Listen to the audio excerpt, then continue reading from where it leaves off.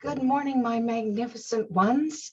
Welcome back to another thought-provoking episode of Tea with Sue. It's Friday. This is episode number 43. Earlier this week, I had this voice in my head.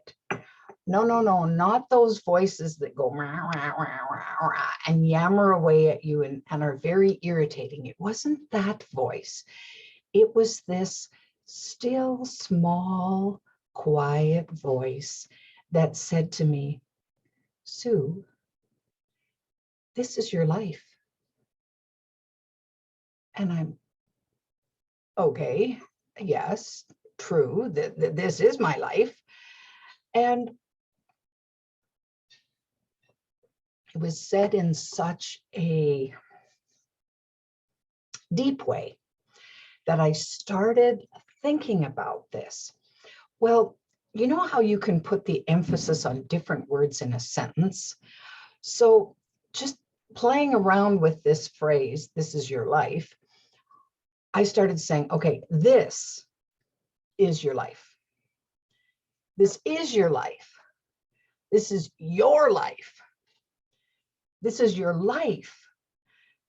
And as I was playing around with this, it struck me in a different way than it ever has before.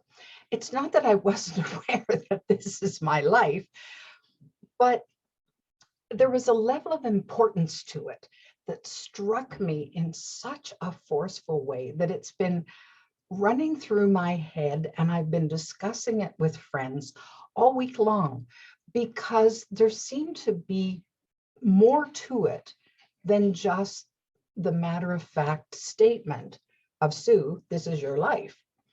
So I wanted to draw your attention to this week, because maybe it will strike you differently as it did for me. So when I think about our lives, I've come to the understanding and the knowing that wherever I am today is the sum choice of my thoughts, my emotions, and my choices, and of course, all my actions up to this point. So you could talk about it as the good, the bad, the seemingly ugly, that just has rolled into this big ball that says, excuse me, Sue, this is your life. And of course, if we take the judgment out of that, because there were things that I've done in my life that were magnificently unhelpful, and things that I've done in my life that were magnificently boring, and everything in that spectrum of, magnificently wonderful and awesome, and what felt like magnificently horrible as well. And so I haven't missed much. I've covered the gamut, I think. And the tendency, of course, is to want to put aside those things that we say, oh, okay, well, that was a part of my life that I really regret, or I really didn't want, or that was awful, and I'm not going to repeat that, and so on, because we judge the experience as being bad or wrong or not helpful or not useful or whatever. And when I began to explore this whole realm, one of the things that came to me was how much of my life I have spent refining my ability to be distracted. So that dream-like time when we just allow things that aren't necessarily that important to us to just stop us from really tapping into the magnificence that we are, that stop us from creating things that are important to us. So things like, well, let's face it, for the last couple of years, I know I have been excessively attentive to what's on TV. I've been more than interested in the contents of my refrigerator and my cupboards to the detriment of my physical well-being. So I think they call it COVID-15 because there's that most people have put on 15 pounds. Well, okay, I'm one of them. I'm not super happy about it, but I did it. I was the one putting the food in my mouth and not pushing myself away from the refrigerator. So I've allowed this distraction to color my life. And of course, in an odd kind of way, take precious time away from what may have served me better. Now, of course, in the whole scheme of things, all of that distraction has served me in some way. If for no other reason than now that I'm conscious of that dreamlike state where I just let life kind of take over and I'm floating along and not doing anything that I would consider to be either meaningful or productive. Well, that now I'm aware of it. Now it's come full force into my existence and I go, oh, well, I mean, it was okay, but in this moment right now, is that where I want to be? Is that where I want to continue going? Because let's face it, lots of our choices in life were sort of non-choices. We fell into it by default because we didn't want to choose or we didn't think that we had a choice or whatever. So we just do that. And then at some point, there's an awakening. And I know for me, when I started to wake up to more of what I wanted out of life, then I began to carve a different path. I began to look for other experiences that had way more meaning for me than what I'd previously known. So it wasn't just, if any of you have ever read the book, Jonathan Livingston Seagull, it's a cool book, an old book from out of the 70s by Richard Bach, B-A-C-H. And it's a very simple story about Jonathan Livingston Seagull, who didn't want to be like all the other seagulls, scrabbling for food every day and struggling to survive and so on. He wanted to fly. So if you haven't read it, pick it up because there's such good content and meaning in there that every now and again, I have it on my bookshelf and every now and again, I pick it up and read it again because it just reinforces the magnificence of every one of us and how we can choose to soar at any given moment, despite whatever's going on in our lives. So one of my younger friends earlier in the week, we were having a conversation about life circumstances and she was struggling with some things that were going on in her life that were, she felt, holding her back, preventing her from getting where she wanted to go. And as we worked through it, it became evident that an awful lot of what was happening was a result of what was going on with her internally. A lot of mistaken beliefs about success, about how we, quote, measure up and what does it mean to be successful. The trappings of, well, you need a certain amount of money and you need to own your own home and you need to have a wonderfully happy family life and all of that. But the labels were placed in her by other people who thought they knew better than she knew on how to run her own life. And of course, I'm well acquainted with that whole challenge because I grew up the same way, that I thought that I needed to be this, and this, and I really wanted to be something different. So it was a challenge and a struggle to work my way from this over to what was more important for me here. And there were times when I just fall back into this because it seemed easier. I wasn't really happy there, but it seemed easier. So I thought, oh, why would I let's just give up the struggle and do it like everybody else is, and, be this little worm inching along the ground. And don't worry about becoming a butterfly. Just keep, But there was something inside of me that compelled me to keep striving, to keep seeking, to keep looking.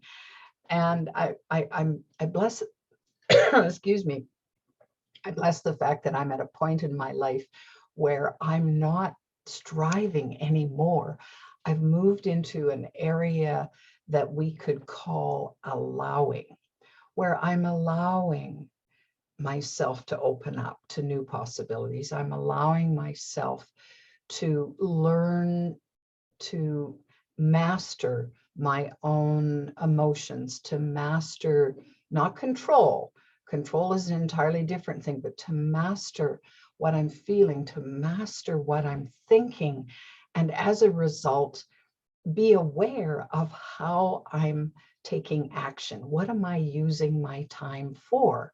So that it can get me closer to where I want to be creatively, what I want to do, what I'm meant to produce here in this life.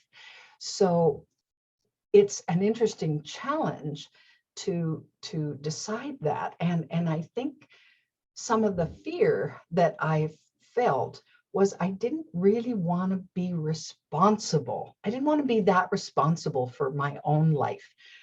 Let's face it, it can be somewhat comforting to hang out in victimhood where, oh, well, I can't do anything about that, that I have no control over that.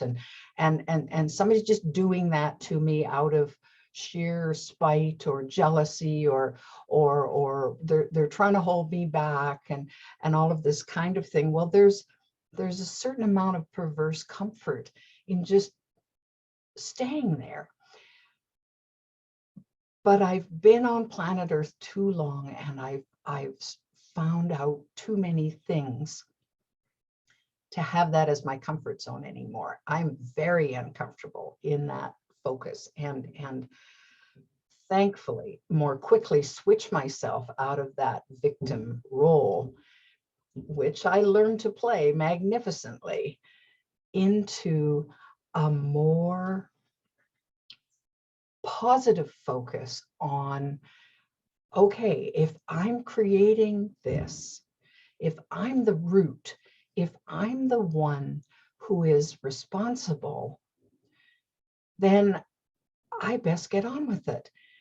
And of course, if I'm responsible, I get to reap the benefits, the full benefits of orchestrating that piece of my life, of moving from here to here, and then celebrating what comes of that.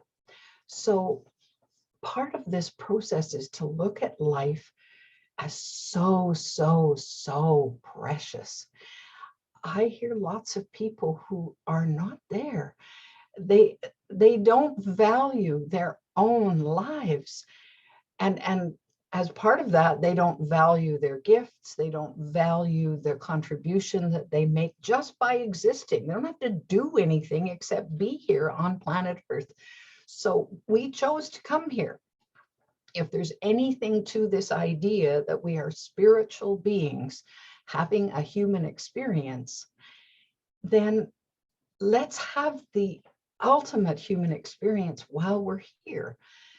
Let's allow ourselves to dive deeper into the pieces of life that have great meaning for us, and not settle for the superficial, not settle for the doom and gloom that we see in front of us. My grandmother was very fond of saying, well, I always want to be in the pink, even if I'm in the red. Now, she was an entrepreneur at a time, and in years when most women weren't even working, never mind owning a business.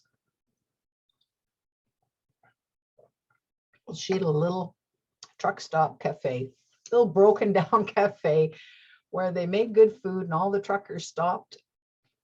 And it was a tough business because it was 24 hours. So finding staff was a problem and so on. And there were lots of times when she was in the red, no question, because it was a hard scrabble kind of life for lots of years for her.